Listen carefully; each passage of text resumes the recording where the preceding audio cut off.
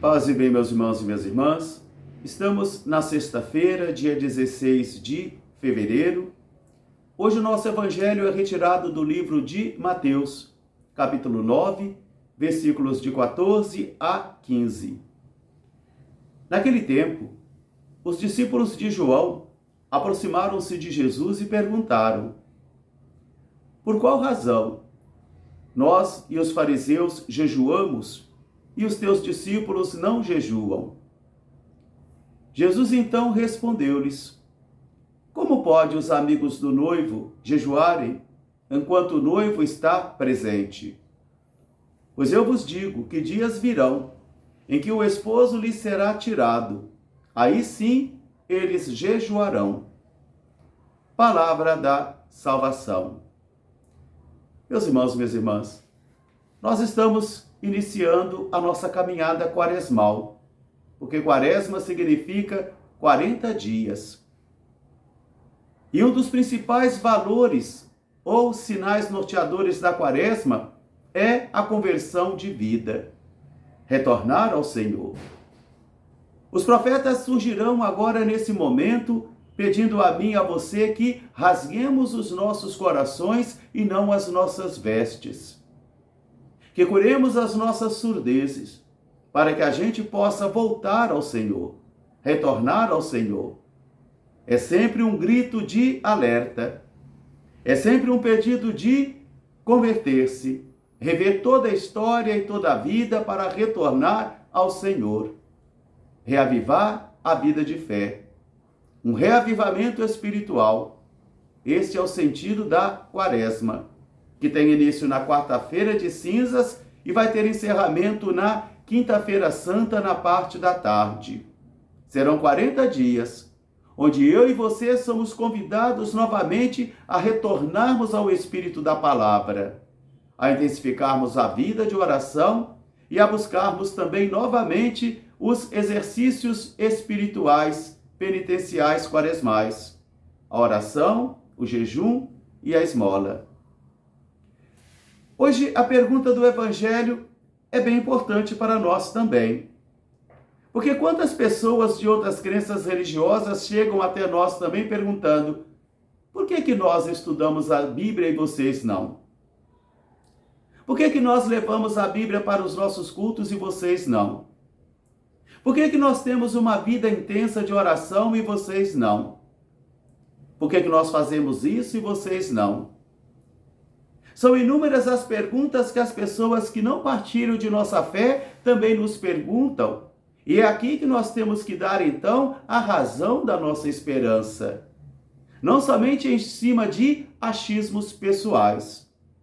A pergunta hoje que os discípulos de João farão a Jesus é uma pergunta importante porque eles querem compreender, eles querem entender.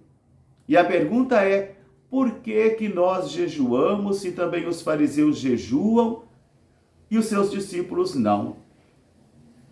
Muitas interpretações equivocadas sobre esta passagem bíblica foi disseminada no meio do nosso povo, como se Jesus tivesse banido o jejum, como se o jejum hoje não fosse mais uma prática dentre os crentes católicos. Mas o jejum é um exercício espiritual presente em todas as religiões, como um instrumento penitencial, como um instrumento de reavivamento espiritual. E Jesus não baniu o jejum de modo algum. Ele só deu uma nova interpretação, um novo valor, não o jejum pelo jejum.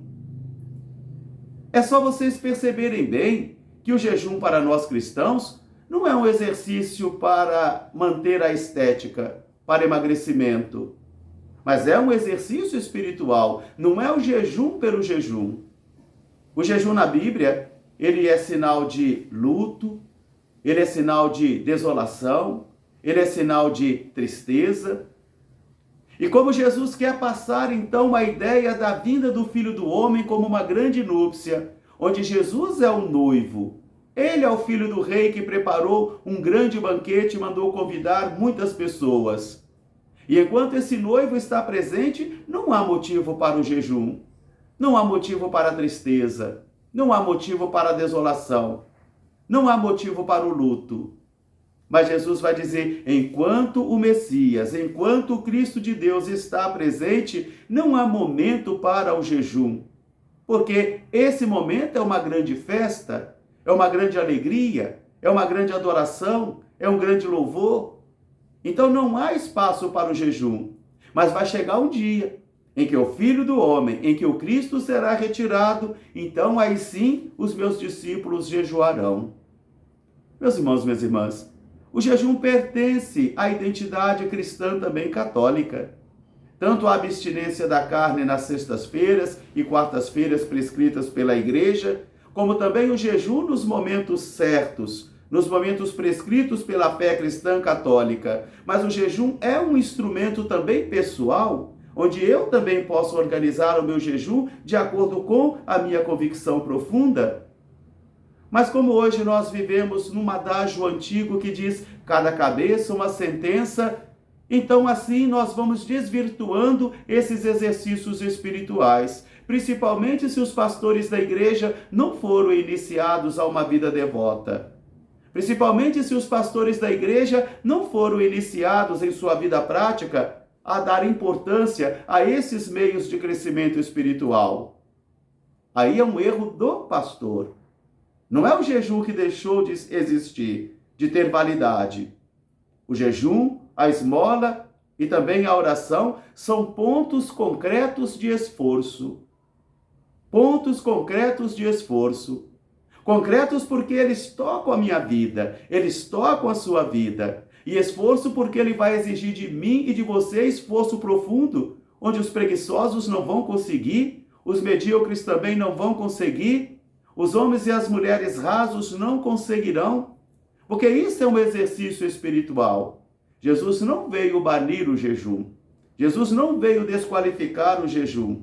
Mas Jesus veio dizer que naquele momento ali, naquela situação, naquele acontecimento, onde o noivo está presente e os amigos contemplam o seu amigo noivo, ali não há momento, não há espaço para tristeza, não há espaço para luto, não há espaço para desolação.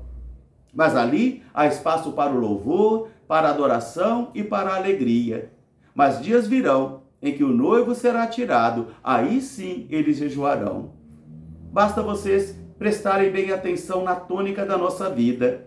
Quando tudo está bem, quando nós podemos pagar as contas, quando a família está em paz, quando tudo está tranquilo, quando nós sabemos para onde temos que ir, às vezes Deus é mais um quebra-galho na nossa vida. Mais um quebra-galho.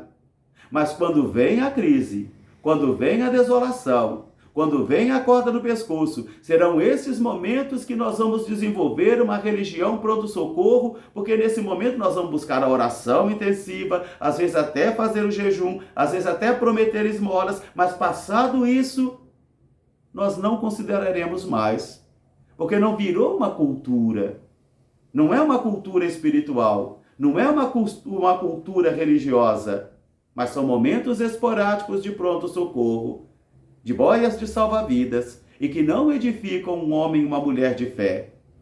Hoje Jesus dá um valor, então, muito importante para o jejum, mas naquele momento específico ele não é favorável, porque o noivo está presente. E quando Jesus está presente, não há motivo para a desolação, não há motivo para a tristeza, não há motivo para o luto. Mas quando ele for tirado, diz ele, aí sim eles jejuarão. Por isso, meus irmãos, minhas irmãs, dando mais esta caminhada quaresmal, reaprendamos então o valor do jejum também em nossa experiência espiritual. Ele é importante ainda para a nossa vida espiritual, pois é um ponto concreto de esforço, que vai exigir de mim e de você esforço, disciplina. Caso contrário, nós não conseguiremos progredir. Retornai ao Senhor.